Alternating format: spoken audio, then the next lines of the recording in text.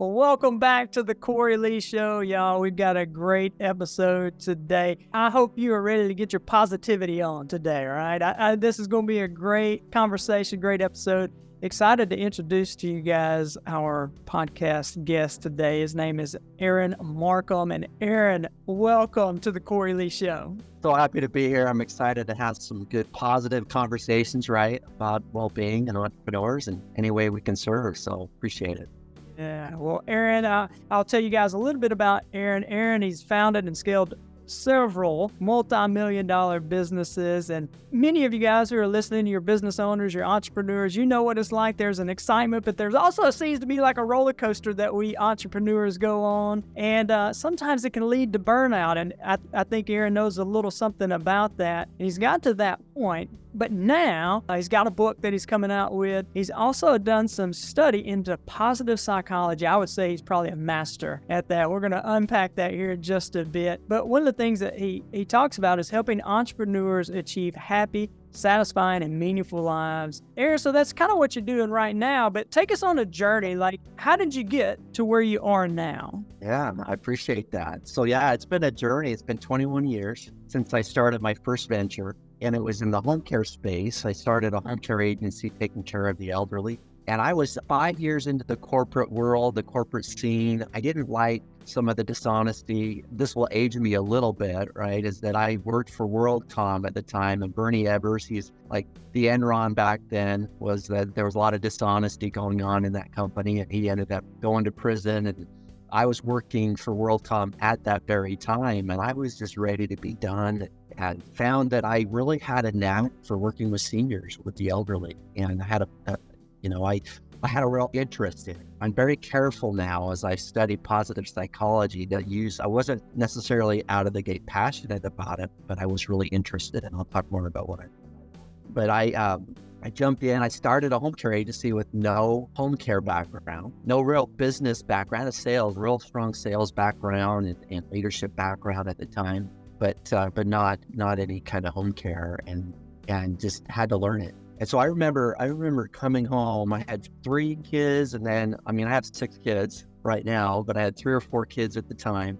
And I would come home, I would eat dinner, and then I would go back to the office for till 2 a.m., often many nights. And I had this, in positive psychology, we call it obsessive optimism, or I was obsessively passionate. Really, that's the proper term. I was just super passionate to where I thought, okay, if I just put it all in on my professional side and I just make this successful, my personal side will catch up with it, and then that's kind of was part of the journey. And so I grew. You can grow a company that way, right? You can be successful. I ended up being, one of the top, if not the top home care provider in the state and in the region even, and grew it, sold it to a public company a few years later.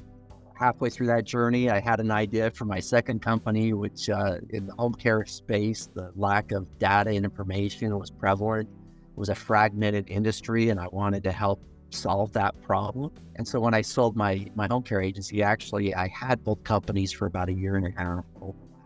I started a data analytics. Think of JD Powers for home care, right? And launched that. And you think from all the grinding and all the the late nights and all the things I was doing in my home care agency that I had learned my lesson. I really had. I was still doing too much, doing it all. And I share this in the book, and I share, this is a real pivotal moment in my entrepreneurial journey, is that when I had my home care agency, I created what I now call my guiding truths. They're really the same. I haven't changed them since, they've been with me for about 15, 16 years, something like that.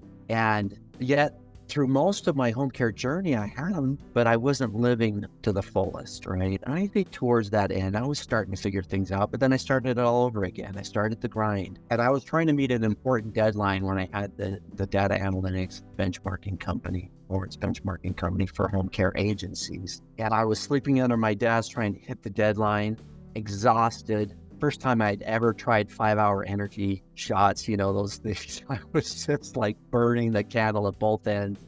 And I started just bawling. I was just emotional. I was a wreck. I wanted to call the trade association who had asked me to do this project.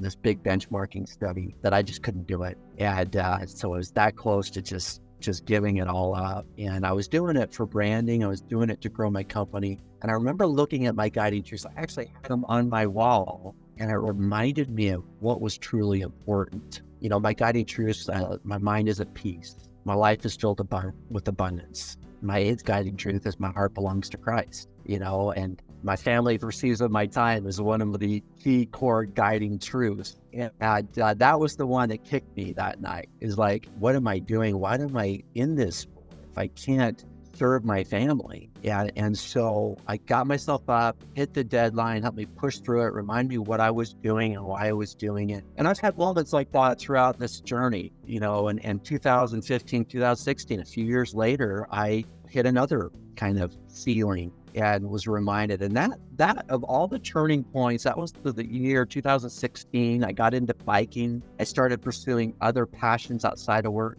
realizing that I was obsessively passionate about my work too much and all this other side was suffering. In the book, I call it the lie of the either or. As entrepreneurs, we feel like we have to either thrive professionally or thrive personally, and we can't do both. And that's a lie. And as an entrepreneur, we typically choose the professional side, thinking the personal side will eventually find its way. But anyway, fast forward, in 2016 is when kind of the hockey stick growth of the company is when I started investing in my personal flourishing. And that's really where things started evolving. And then, fast forward, I exited that company in 2020, and I just have been on this journey ever since. I read this book. My first kind of curiosity was piqued on positive psychology, The Happiness Advantage by Sean Acor. I believe that was in 2017 that I found that book. And then I just kind of started really looking at this field and fascinated by how it applied to entrepreneurs. And then I ended up exiting and then going through, I applied to the #1 master program in the world in positive psychology at UPenn, Master of Applied Positive Psychology. Founded by the father of positive psychology, Martin Seligman, and who wrote the book Flourish, and he's been a mentor of mine, a professor of mine as well, and he's a mentor to many alumni from that wonderful program. And that has helped me personally flourish and also really figure out, the science of well-being. And this is where it's come full circle.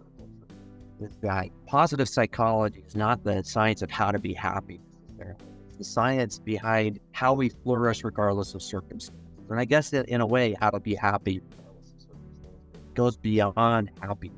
And we talk a lot about the good life. That's an Aristotle term, and just how we can live a more virtuous life. And that's where this book, Entre Thrive, that's coming out in January, I really focus on these 8 core laws that help entrepreneurs thrive. I try to act like a guide in the book because I have been in their shoes. I understand what that feels like. And that's the journey, Cory. Hopefully that makes sense, but that's kind of where I got to where I am at in positive psychology. Man, I love that, and I love your story right there. It takes me back because what I heard you say is you super successful, if you will, in the business world. The business is thriving, but a lot of the other areas of life are not. And it reminded me of our business. In a 5-year period of time, we built 2 physical therapy clinics, 4 gyms, had 3 kids, all that fun stuff. Yeah. And I love the business, man. I love doing it. I absolutely did. But what hit me, and it kind of goes into your story there, is, man, I was there from 5 a.m. to like 8 o'clock at night. And one afternoon, I was telling our oldest son at the time, good night, at 4:30 in the afternoon. He looked up at me and he said, Daddy, you going to your house? And it hit me that I needed to change. That was my turning point. And what I heard you say was you had these values, these guiding principles that you had, them, but you weren't living them out. And I was doing the same thing. Number one, words on a wall, right? But they weren't meaningful. It was a fun exercise at the time when I put them together, but I wasn't living in them, leaning into them, and now I do. And you know what's interesting, Cory? I have not changed them. They were true back then. They're true now. I just needed to live and lean in. I've had the same 8 guiding truths for 16 years. So. Yeah. I love how you unpacked the positive psychology there as well. And you talked about living the good life. And I want to ask you, maybe somebody's stuck in a cycle where it talks about, all right, Cory, Aaron, you don't know my situation. All right. You don't know the circumstances. I'm in. What would you say to that person? Maybe the very first thing to kind of shift perspective, or any kind of advice for that person is like, maybe bad things are going on, or whatever. Yeah. Yeah, I mean, it's easy to look at, one of the thing, I mean, I'm sure you've experienced this too. When someone comes up to you and say, wow, your company was an overnight success, like that just like took off. And I'm looking at it and go, no, it's taken me 12 years to build this baby. And you're just seeing the fruits now. And they don't realize all the journey to get there. And entrepreneurs, but financial stress is a real thing, right? That's probably one of the most common, running out of cash. I remember being, this was in 2015. We were growing, but we were running out of cash because we were not keeping up with the growth, and I was worried of making payroll. Even though we were a growing company, had the revenue, I'm being totally vulnerable. I don't know if I've ever shared this before publicly, but we were there, and prayerful, right? I had to, there's things you have to kind of like decide, hey, we have to figure this out. And with God, I can figure this out. And so through prayer, kind of a crazy story. I actually do share that part of the experience is that we're like, how are we going to, we need an investor. We need to figure this out somehow. And I had a good buddy of mine that hadn't even considered, that pulled me aside and said, hey, I've got this Apple stock I need to sell. And I love what you're doing over here. And, literally a week after we were in this dire situation. And so I think, going back to your point is that, and I think the book will resonate with people in that sense is that I'm really vulnerable in the fact that as an entrepreneur, unless you've got family money or you've got, something, you have endless fun. It's a lot of it's bootstrapping. A lot of it's like the grind and the challenges. And we can't underestimate what financial stress does to us. It also, creates poor decisions sometimes, right? When we're that stressed. But too much of it also just amplifies the poor decisions too. So, we could that's a whole other podcast. But I think that it's really important that as entrepreneurs that we kind of get out of that mode of just focusing solely, getting so obsessed with success and the business. Like my motivation early on as an entrepreneur is that I wanted to prove to everybody that I could do it, right? It was all this external motivation. And I wanted to show, and that can only get you so far. And by doing that, you neglect your health, your wellness, your spirituality, so many things get neglected in that process. And the message I want to share with entrepreneurs is that sometimes we have to take a step back, go slow to go fast, and say, wait a second, I've got to take care of the golden goose. I've got to take care of myself. And we hear this, but so many entrepreneurs they're so one-sided to this professional side of making their business successful, especially early on. But I work with entrepreneurs. I have a coaching practice as well. I work with entrepreneurs that are super successful, like wealthy, multi-million dollars. They're still grinding it out. Like they're still they have the money to live the life they want to live, but they're still not getting it, And the good life, and I'm kind of going on this one, but the good life is a mindset. And maybe we can go more into that, but it doesn't matter how much money you have or how little you have. It's still a mindset. And I started getting that back in 2016 when I started pursuing some passions like biking and so forth outside of my professional life. Yeah. Yeah, on that real quick. How did that help you, for you personally? How did that help you in actually your career? Like you talk about going out and doing cycling, doing something different, because what's easy to say right here is like, well, hold on a second. Shouldn't you be doing more in the business to make it better? But you're doing something outside of the business. Yeah. I'd love to hear that. Yeah. Wow. To get where we want to go in the scale our companies, we got to let go of the idea that we've got to do it all, or that we've got that the company needs us. It's partly an ego thing, in my opinion, right? Is that we get wrapped up in that we've got to make sure everything is done right, and so we've got to let go, and that takes space. I talked about 3 kind of rungs of faith in the book. The first is faith in ourselves. That's where we start the business, right? We've got to believe that we can figure these things out. that we, sometimes because of financial restraints, we've got to do that. I always believe there's a way out though, where you can get the right people, even with financial constraints. There's creative ways of doing that. But the second one is faith in others. And I believe trust is given. Like my strategic assistant right now, because of my confidence in my ability to hire the right person, is that I give her my passwords the first week. Like she had all access, to my life. And that is, and she has done a phenomenal since. So because she felt my trust anyway, that's really important. And the third is faith in a higher power, faith in God, that we'll never be enough. We'll never be able to do things perfectly. We need someone to help us do the impossible sometimes. And that's, I believe, God, higher power, transcendent, whatever terms you might use, but that's really important. But I think as you progress as an entrepreneur, is that you've got to just, let go and say, okay, and back in 2016 to do biking, to give you a little perspective. So I ordered my bike in April of 2016, road bike. Never certainly ridden a bike before, but as a kid, right? Never really much as an adult. But I needed a low impact sport. Said I'm going to do biking. My brother-in-law is really big into biking. And so I ordered my bike the same day I signed up for a 200-mile bike race 5 months later. Oh, that's all in right there. That's an entrepreneur right there. Right? That's all you got to say.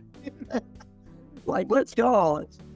And I finished it, which is crazy. That's a whole crazy story. I share some of that in the book. But just to emphasize the point that to train for that, that's you have to build up, but those are long training rides. And sometimes I had to do those. I sometimes had to come into the office at 10 o'clock, depending on when, you had to kind of adjust it. And so sometimes when we step outside of our businesses and we take some other interests on, it forces us to figure things out, to get the right people in place so that we can pursue those. And that was also the year I implemented EOS in my business, entrepreneurial operating system. So I was focusing on getting the right framework for the business so it would grow, so that I could get the right who's in my business. And again, that hockey stick growth really took place there. We really started seeing some exponential growth where our cash was really catching up with our revenues as well. We were starting to really, really sail on. And I really believe, Cory, that because I decided to invest in my personal flourishing, not just with my health, but there were other things I started I was reading more, I was just going more all in on the personal flourishing side and educating myself more and being more present with my team and my family in such a way, in an intentional way, where it forced me again, put processes in place, put people in place so that company could be what Dan Sullivan, the strategic coach, calls a self-managed company, and grew that, eventually becoming a self-multiplying, the next level, very scalable, where it wasn't dependent on me at all. And so there's power behind that. And man, I think that's the magic. That's like the sweet spot of flourishing, when you can have that kind of self-managed plus self-multiplying company that's not so dependent on you. Realizing that even with Entrest Right, we're in the fairly early stages of that business, and it requires more of me. But I have to be present with my family when I'm with my family. Understanding you've got to but out of the gate, I've got you and I, before this recording, we talked about the right who's, and I've already got that in place, so I can scale a lot faster. Yeah, what I heard you say right there when you talked about the biking, getting out, it forced you to get creative. One, it's taking care of your health, but it forced you to get creative. It caused you to put a how in front of the can I. How can I? Triggers that creative use of our imagination. And one thing you said that I really love too, is you said that faith in the 3 levels: faith in yourself, got to believe in yourself, that you can do it, faith in other people, and then faith in God. That piece of faith in other people, when you said that, it reminded me, I like people, I love people, but I had a hard time trusting people up front. And man, it's a powerful thing when you extend trust. I like what you said. On week 1, you give out the trust. And I was just thinking, how amazing would it be if we started out with trust instead of no trust and you have to prove it? How about we started out at trust and maybe you disprove it or whatever, right? But starting out at trust, like what kind of business or relationship would it be if we started out at that, right? And so, love to recommend books. Trust and Inspire. Stephen M. R. Covey. So Stephen Covey's son wrote that, and he talks about how trust is given. That the best trust is given. Like we've been so taught that trust is earned, but if we wait for people to earn our trust, we may never give it. We may never step out, and that's where faith is required. Like faith is to like put your action or put your to move forward when you don't have all the answers. You don't have all the pieces. And one thing I tell people when it comes to, EOS has the term right people, right seeds. Jim Collins coined that term in his book, Good to Great. So if you're really good in your hiring and getting the right people in your business, and you trust that process and you have faith in that process, then you should be able to give that trust right out of the gate. I think that's really key. If you have some real bad hiring practices and you're just like taking anyone off the street, then that's on you, right? You got this. You have to, you got an issue. And in the home care space, so I'm still involved in a wonderful home care agency in North Carolina as a partner in Raleigh, and a wonderful partner there, Jen. And we can get into this kind of panic mode in our businesses, and that happens in the home care space. Like we've got to take care of this senior this elderly person who needs care of the home. So we hire a care professional that right off the street so we can fill this need. And it's just like that Staples panic button, right? We're just panicking all the time. And that's not healthy. We'll lose that person in 2 weeks anyway. And then we're giving trust to someone that we just hired off the street by having them take care of this client. That's one example, but that happens in every industry where it's best to turn down business and then hire the wrong person.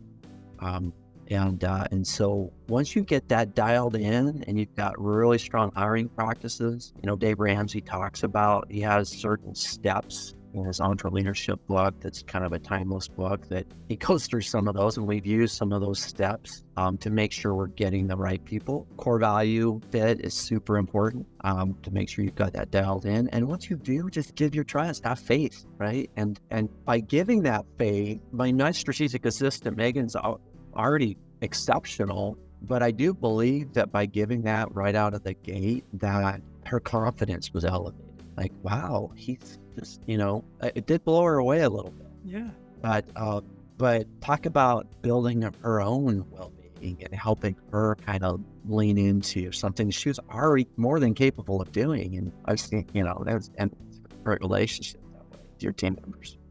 That's powerful. I love that.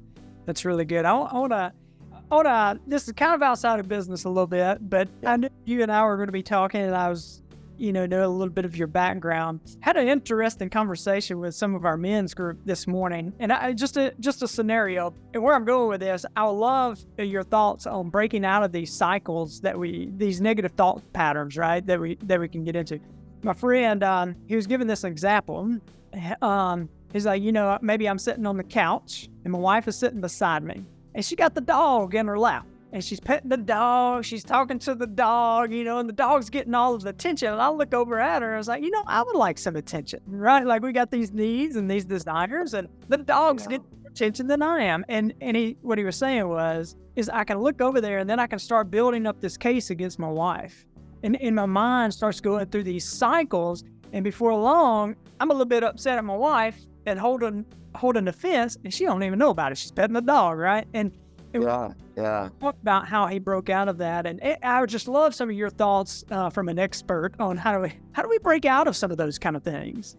Yeah, that's a great question. So there's different like perhaps approaches, but the simplified version of what we talk about in positive psychology, and I'm sure you're familiar with some of this, is this kind of reframing our emotions, like understanding, what's the emotion I'm feeling, identifying that emotion, and then what story are we telling ourselves? And I call it the narrative, right? And there's an acronym. It's called it's one I used in the book called energy, but the last letter is E, not Y. And the first one is the emotions, right? Is what's the emotions that I'm feeling about this, and then the N is the narrative. What are we telling ourselves?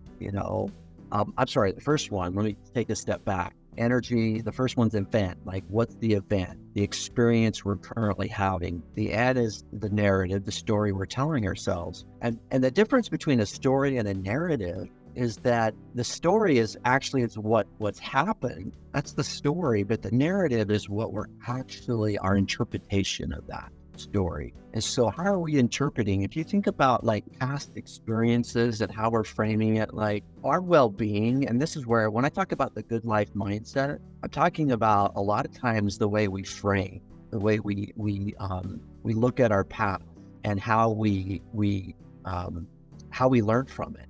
A failure is only a failure if we don't learn from it. And so in the example, if you have your wife giving more attention to the dog, right, that's the event, and then what story are we telling her? So he's telling himself the story like, she doesn't love me, she's got this, she doesn't want to talk to me. She loves her dog more, whatever that narrative is, and it's a negative one. And then that's the emotions, right? What emotions do you want from there? When you have to, in the narrative part, you have to retell your story to say, okay, what is it that I really want to be true, or and so reframing that to say, what, right now she's thinking, and she's not even thinking about whether, she's watching a show or whatever, and you just start reframing it to say, a lot of times with those things, it's like their intent is never like, of course she loves him more, right? And that's just kind of silly, but again, we're telling that narrative. And then the R is like, what, regulating that and really reframing the whole story. Yeah. And I think that's super important. I wanted to read, I'm pulling up the manuscript right now. I want to read just kind of the whole breakdown of this that I think is really relevant, for your group. And I think for me is that I think it's underestimated how emotional we can get, right? Or how we are sensitive to certain things, And so, yeah, when we look at the events, narrative, emotions, recognizing what steps we need to take, and then on the G part, this is what I wanted to read, is the gain. Like, what do we want to gain from this?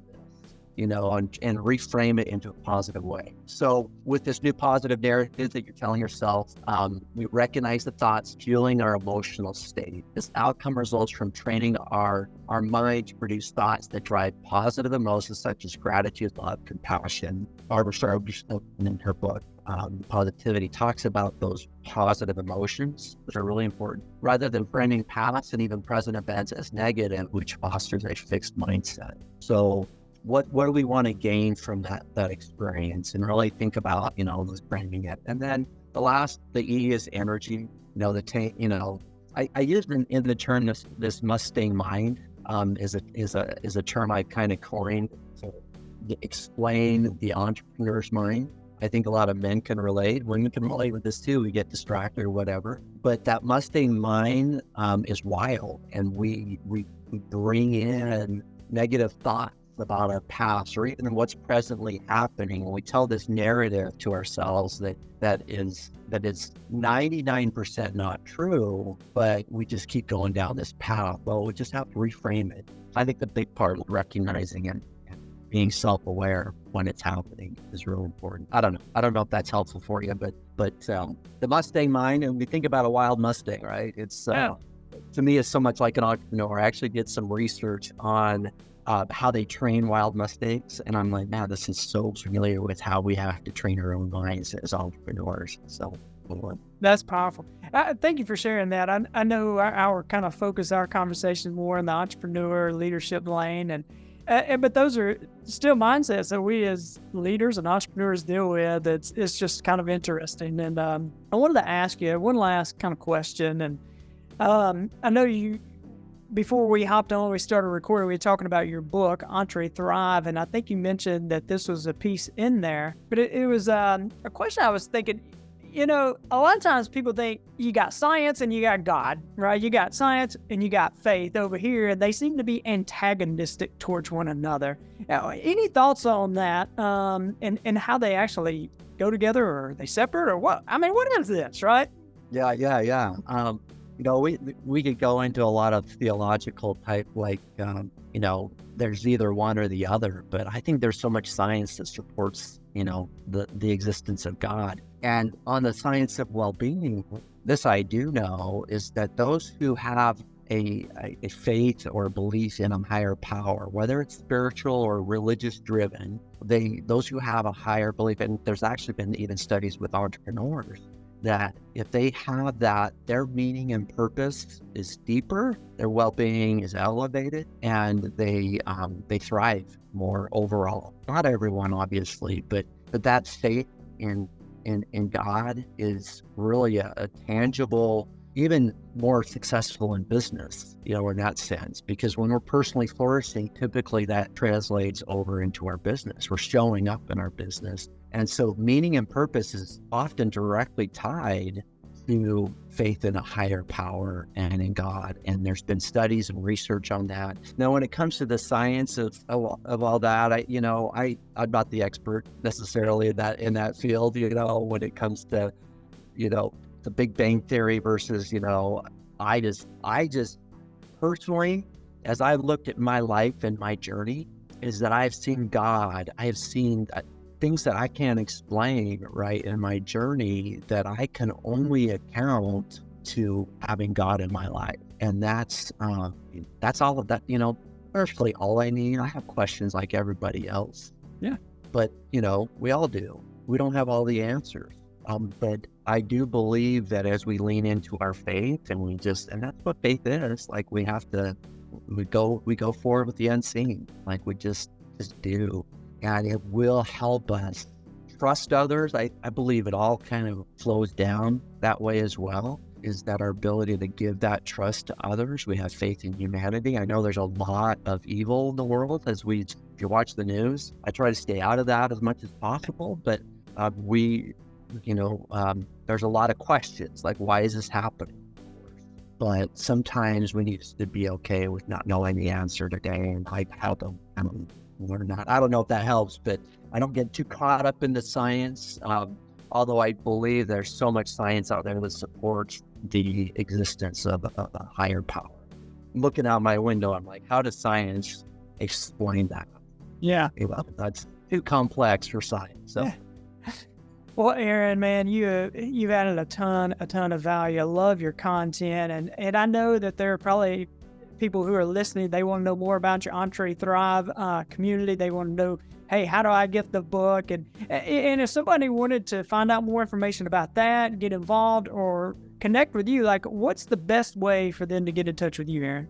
Yeah, we're building a community. If you go to entrethrive.com, you can pre-order the book. The booklet will be available January 22nd, 2024. The Kindle version is available today, and I believe by the time that, the hardcover, and so forth will be available. But also for your listeners, we provided a Entre Clarity guide. It's the first law in my book about your guiding truths that we talked about earlier and how to put those together, and then a principle I call breakaways. And they can download that by going to the website, entrethrive.com / and I believe the URL, we'll put it in the show notes. Make sure Megan gets that to you, but I believe it's entrethrive.com, the Cory Lee show, or the Cory Lee. We'll get the exact URL. I can't remember if there was a dot in the Cory Lee, but we'll make sure that you get the right URL for that. But then they can download that wonderful tool. I got a lot of positive feedback on. But yeah, order the book. I think that's one way to really understand the 8 laws a lot better. So that's awesome, Aaron. And yes, we'll definitely have the specific link in the show notes. You can just click that below. It'll take you. You can take that assessment. You can find out more about Aaron, get his book. I know it'll add value to you. Aaron, again, just thank you for coming on, man. And love, like I said, your content, love the impact and the influence that you have. And just thank you for sharing your wisdom with me and our listeners today. Thank you for coming on, Aaron. Yeah, thank you. Honor to be with you. Thank you. Absolutely. And y'all, make sure you go check out Aaron. Thank you for taking a listen. I know it added value to you. Make sure you like, you subscribe, stay up to date with any of the latest episodes of the Cory Lee Show. And if you can give us a rate and review, that kind of helps us in the rankings there and those kind of fun things. And feel free to share this episode that I know would add value to other people and help us get this message of hope and positivity out. Right, Aaron? So thank you. Absolutely. Y'all have a great day and God bless.